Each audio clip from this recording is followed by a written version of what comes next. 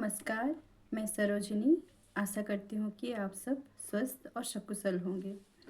तो हमने पिछली क्लास में पिछले वीडियो में देखा था कि भाषाओं के बारे में हमने जाना, भाषा किसे कहते हैं, भाषा के प्रकार के बारे में जाना। और पिछले क्लास में हम शुरुआत किए थे कि हमारे राज्य में कौन कौन सी भाषाएं बोली जाती है, भाषा और लिपि के बीच क्या अंतर है, भाषा कौन सी भाषा कौन से राज्य में बोली जाती है, उसके बारे में हम पढ़ाई कर रहे थे।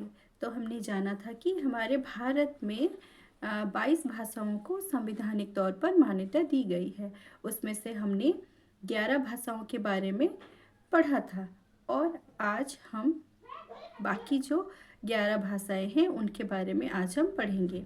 तो हमने देखा था कि जो 11 भाषाएं हैं उसमें से हमने पढ़ा था असमिया भाषा असमी लिपि में लिखी गई है, उड़िया भाषा उड़िया लिपि में लिखी गई है, उर्दू भाषा फारसी लिपि में लिखी गई है, कन्नड़ भाषा कन्नड़ में लिखी गई है, कश्मीरी भाषा शारदा या देवनागरी लिपि में लिखी गई है, कोंकणी भाषा देवनागरी भाषा में लिखी गई है, गुजराती भाषा गुजराती में लिपि में लिखी गई है, डोंगरी भाषा टाकरी लिपि में लिखी गई है, तमिल भाषा तमिल में लिखी गई है, तेलुगु भाषा तेलुगु लिपि में लिखी गई है और नेपाली भाषा देवनागरी लिपि में लिखी गई है। ये 11 भाषाओं के बारे में और लिपियों के बारे में हमने पढ़ा था।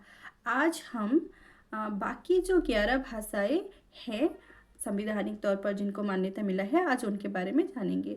जैसे कि पंजाबी भाषा पंजाब क्षेत्र में बोली जाती है, ज़्यादातर पंजाब क्षेत्र में बोली जाती है और उनकी लिपि है गुरुमुखी। ये है गुरुमुखी लिपि किस तरह से लिखी जाती है ये देखिए, ये है गुरुमुखी लिपि इस तरह से देखने को हमें मिलता है। तो गुरुमुखी लिपि में लिखी जाती है और पंजाब क्षेत्र है ये वाला हिस्सा, भारत के पंजाब क्षेत्र यहाँ पर है। तो पंजाब क्षेत्र में पंजाबी भाषा गुरुमुखी लिपि इस तरह से लिखी जाती है। दूसरी जो 13 नंबर पर आता है, जैसे कि बंगाली भाषा कह सकते हैं या बंगला भाषा बोल सकते हैं। तो वो क्या है, पश्चिम बंगाल में बोली जाती है। पश्चिम बंगाल का जैसे कि हम लिपि देख सकते हैं,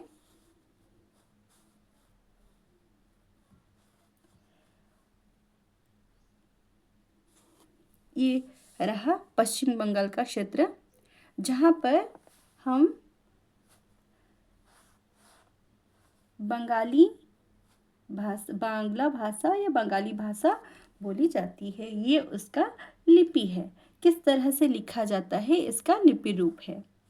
तो यहाँ पर क्षेत्र है पश्चिम बंगाल जिसमें बांग्ला भाषा या बंगाली भाषा बोली जाती है और उसका लिपि रूप ये है। नेक्स्ट देखेंगे तो असम के क्षेत्र में, ये रहा असम का क्षेत्र। असम के क्षेत्र में बोडो भाषा बोली जाती है। असम के क्षेत्र में कौन सी भाषा बोली जाती है, बोडो भाषा। तो बोडो भाषा जैसे कि बोडो भाषा का लिपि रूप क्या है, देवनागरी। हम पहले भी देख चुके हैं कि देवनागरी ये जो है ये देवनागरी इस तरह से लिखी जाती है। जिस लिपि में हम हिंदी भाषा को लिख रहे हैं उसको देवनागरी कहा जाता है। तो बोडो भाषा की लिपि रूप क्या है, देवनागरी। और वो कहाँ पर बोली जाती है, असम में बोली जाती है। असम का क्षेत्र ये है, ये वाला हिस्सा असम है। उसके बाद हम देख सकते हैं मणिपुरी भाषा मणिपुर में बोला जाता है। कहाँ पर, मणिपुर क्षेत्र में बोला जाता है।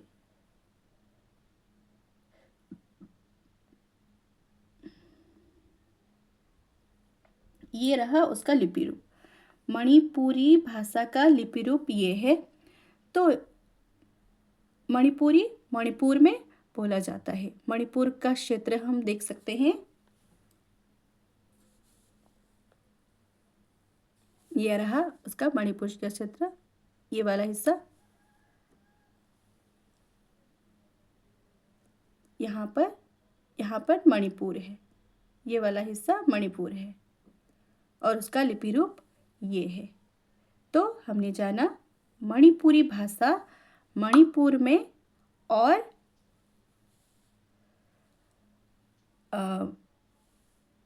किस लिपि रूप में लिखा जाता है। मणिपुरी भाषा मैतेई, ये रहा उसका लिपि रूप मैतेई। ने आगे बढ़ते हैं। जैसे कि मराठी भाषा महाराष्ट्र के क्षेत्र में बोली जाती है। ये रहा महाराष्ट्र का क्षेत्र, यहाँ पर मराठी भाषा बोली जाती है और मराठी भाषा का लिपि रूप हम देखेंगे।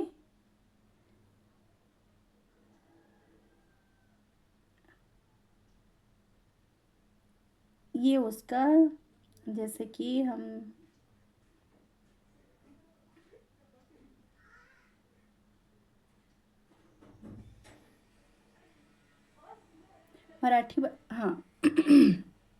मराठी भाषा देवनागरी लिपि में लिखी जाती है और देवनागरी लिपि हमारा हिंदी भाषा जिसमें लिखी जाती है वही ही देवनागरी लिपि कहा जाता है।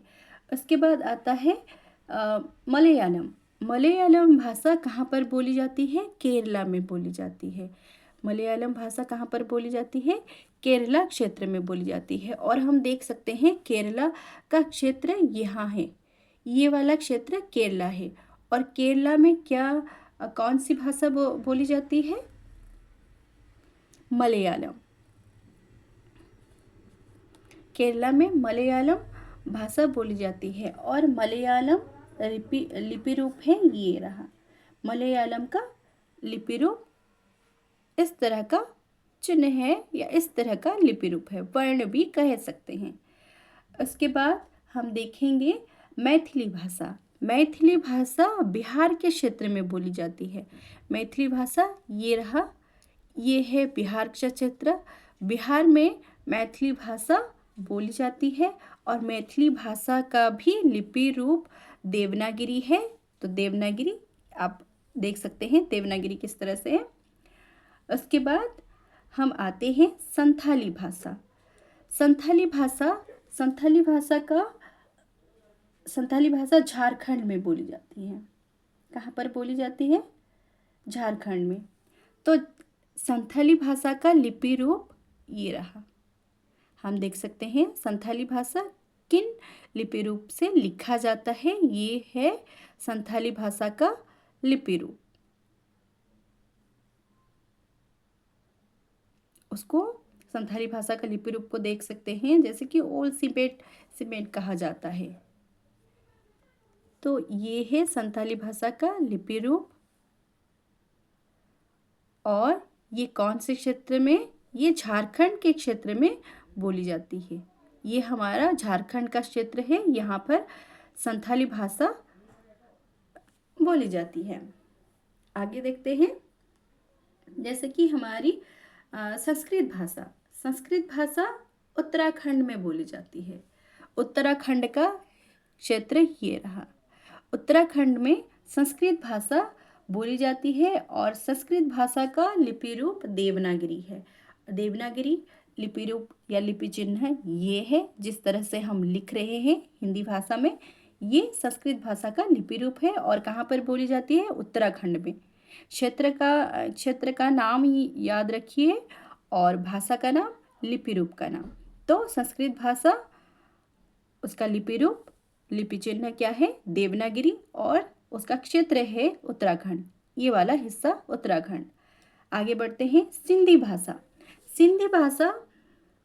सिंधी भाषा उसका लिपि रूप है देवनागरी और वो सिंधी भाषा बोली जाती है राजस्थान में। और राजस्थान का हिस्सा ये वाला क्षेत्र, राजस्थान का क्षेत्र ये है। तो राजस्थान में सिंधी भाषा बोली जाती है। आगे जैसे कि हिंदी भाषा हमारे भारत में कौन कौन से राज्य में बोली जाती है? ऐसे बहुत सारे क्षेत्र हैं, बहुत सारे राज्य हैं जहाँ पर हिंदी भाषा का प्रचार प्रसार हो रही है। और हिंदी भाषा का लिपि रूप है देवनागरी। तो देवनागरी लिपि रूप है। और हिंदी भाषा कौन कौन से क्षेत्र में बोली जाती है, हम देख सकते हैं कि उत्तर प्रदेश में बोली जाती है, उत्तर प्रदेश में बोली जाती है, मध्य प्रदेश में भी बोली जाती है, बिहार में बोली जाती है, झारखंड में बोली जाती है, दिल्ली में बोली जाती है। ऐसे बहुत सारे क्षेत्र हैं जहाँ पर हिंदी भाषा का प्रचार प्रसार है।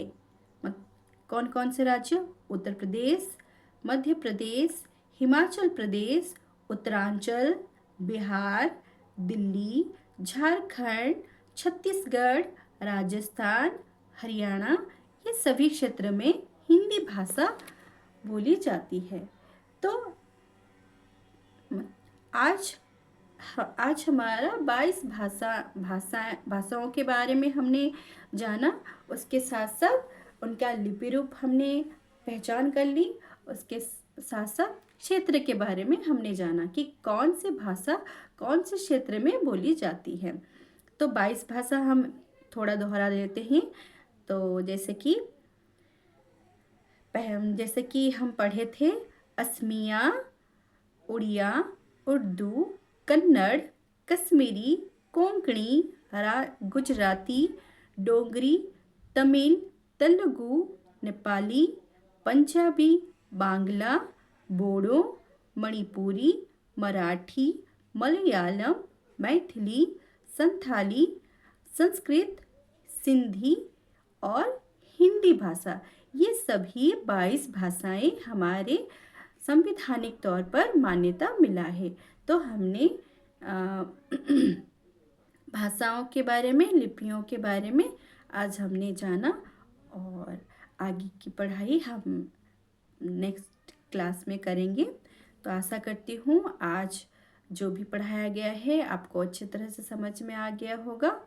और आप सबका ऐसे ही साथ और प्यार मेरे साथ हमेशा बनी रहे। अगर आपको जो भी दिक्कतें हो रही है और कुछ अगर समझ में नहीं आ रहा है तो आप सब मुझे कमेंट में लिखकर भेज सकते हैं। नमस्कार।